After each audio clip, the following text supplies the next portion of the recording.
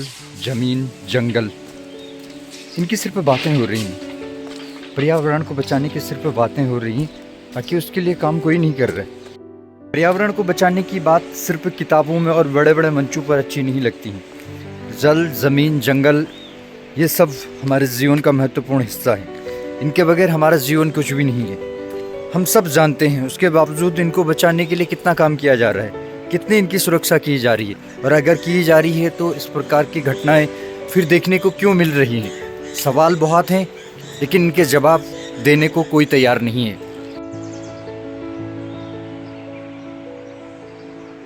ये जो आप इतनी खूबसूरत थराली पर ये धुआं देख रहे हो चारों तरफ, ये धुंध को देखने के बाद आपको ऐसा लग रहा होगा कि मौसम खराब है और बारिश आने की संभावनाएं हैं, लेकिन ऐसा बिल्कुल भी नहीं है। थराली और थराली के आसपास आप जितने जंगल देख रहे हैं, अधिकांश जंगलों में भीषण आग लगी हुई है। इस भीषण आग के कारण थराली में आप देख सकते हैं कितनी धुंध छाई हुई है, और इस धुएं के कारण जो पूरा पर्यावरण है वो भी प्रदूषित हो रहा है और लोगों को सांस लेने में भी समस्याओं का सामना करना पड़ रहा है। पर्यावरण का इतना बड़ा हिस्सा प्रतिवर्ष आग की भेंट चढ़ जाता है। जंगल धूं धूं कर जलते हैं। सरकार प्रतिवर्ष बजट भी आवंटित करती है, उसके बावजूद क्या आपने कभी ये महसूस किया कि हाँ, इस वर्ष आग कम लगी हो, या आग से जंगलों को बचाने के लिए या पर्यावरण को बचाने के लिए कुछ अतिरिक्त प्रयास किए गए हों? यदि आपको ऐसा लगता है तो कमेंट में ज़रूर बताना। जल, ज़मीन, जंगल पर आज हम लोगों की राय भी लेंगे कि लोग उसके बारे में क्या सोचते हैं।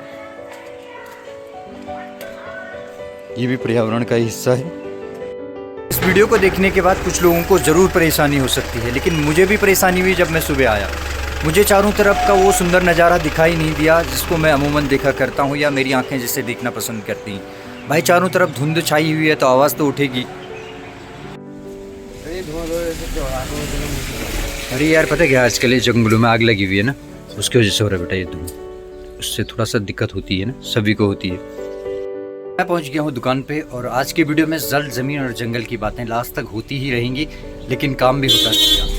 तो आज सुबह की पहली चाय पी रहा हूं उनियाल जी के हाथों। इसमें उनियाल जी का लंबा एक्सपीरियंस, उनका प्यार और अपनापन डला हुआ है, तो ये और भी स्वादिष्ट होगा। बात जल, ज़मीन और जंगल की हो रही है तो सड़कों पर भी पानी है, लेकिन अगर इसी प्रकार से पर्यावरण के साथ दुर्व्यवहार होता रहा तो क्या ये पानी हमको मिलेगा, और कब तक मिलेगा? क्या हम अपने आने वाली पीढ़ी को ये पानी इसी प्रकार से दे पाएंगे? सड़क तो बेकार हो गई हमारी। तो प्यारे साथियों, इस वक्त मैं स्टेट बैंक की छत पर हूँ, और यहाँ से दिखाता हूँ कि थराली में कितनी धुंध छाई हुई है। ये देखिए, धुआं होने के कारण पुल भी अच्छे से नहीं दिखाई दे रहा है। पुल के पार जो मंदिर है वो भी नहीं दिखाई दे रहा है, और आसपास की चीज़ें भी बहुत कम दिखाई दे रही। और इस तरफ भी आप देख सकते हैं आग लगने से कितनी धुंध है।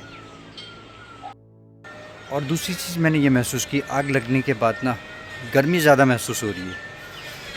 हवा बहुत कम बह रही है और सांस लेने में भी दिक्कत हो रही है। स्टेट बैंक की छत पर खड़ा होकर जहाँ मैं जल, ज़मीन और जंगल की बात कर रहा हूँ, वहीं इस भवन की दीवार पर बहुत अच्छा स्लोगन लिखा हुआ है, वो भी मैं आपको दिखाता हूँ। ये देखिए, इस दीवार पर भी कितना अच्छा स्लोगन लिखा हुआ है, सेव वाटर सेव लाइफ, जल बचाएं जीवन बचाएं। लेकिन कितने लोग ऐसा करते हैं? साथियों, देख सकते हैं आपकी ब्लॉक के बिल्कुल समीप जो जंगल है चीड़ के, यहाँ भी आग लग गई है। मैं सुबह से ही जल, ज़मीन और जंगल की बात कर रहा था, और बिल्कुल वही चीज़ें आज घटित हो रही है हमारे साथ।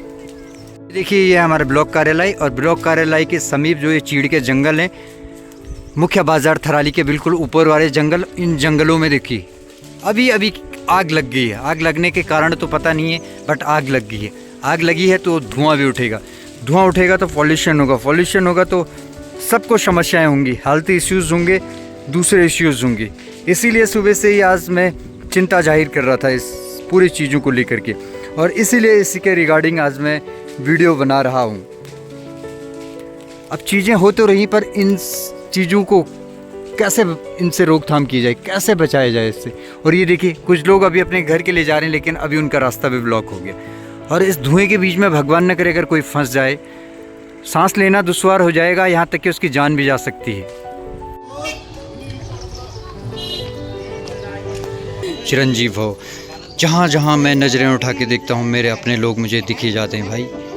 ब्लॉग में गया था, वहाँ भी मेरे अपने लोग दिखे, पर आग लगी हुई है पता है जंगलों में बहुत ज़्यादा। हाँ उधर दिन नहीं लागे ना, कोठे ना उधर दिन नहीं लागे ना, चौपट हुए और जो घासा बोण चुके तो खत्म हुए वाला ना। अरे यार सब जगह हुई हालत हुई पता। रवि जब तूने कहा ना मुझे ब्लॉग जा, मैं तेरे काम से ब्लॉग गया भाई, इतनी बड़ी आग लगी थी ना जंगल में, बड़ी मुश्किल से आया मैं भाई। जंगली में नहीं, पूरे पिंडर वैली में आग लगी पड़ी है, जंगलों में लगी पड़ी है, लोगों के दिलों में दिमागों में लगी पड़ी है आग ही आग। ये तो मैं भी कह रहा था, लेकिन वो एक चीज़ ये तूने नोटिस की, जैसे हमारे ही वहाँ के लिए सपोज हम जाते हैं जंगल के रास्ते से गाड़ी चला के जा रहे हैं और कोई आग लगा दे रहा है तो हम तो फंस जाएंगे भाई, मर जाएंगे। बहुत बड़ी दुर्घटना को न्योता दे सकता है। भरत की शादी थी ना सबगवाड़ा में, उस दिन हमारे जो सबगवाड़ा और कुराड़ के जंगल थे ना, वहाँ किसी ने इतनी भीषण आग लगाई।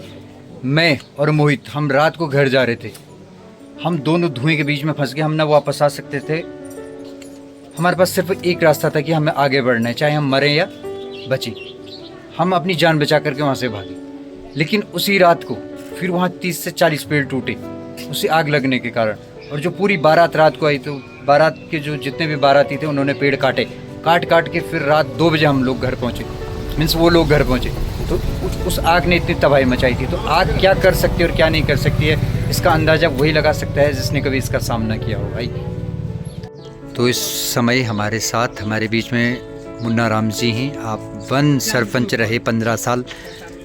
वन सरपंच जी, मैं आपसे ये पूछना चाहता हूँ कि जो ये जंगलों में इन दिनों भीषण आग लग, तो जल ज़मीन जंगल की बात में आज हमारे साथ हरिनगर लेटाल के वन सरपंच जुड़े हुए थे, जिन्होंने अपने 15 सालों का अनुभव हमारे चैनल के माध्यम से आप लोगों के बीच में साझा किया।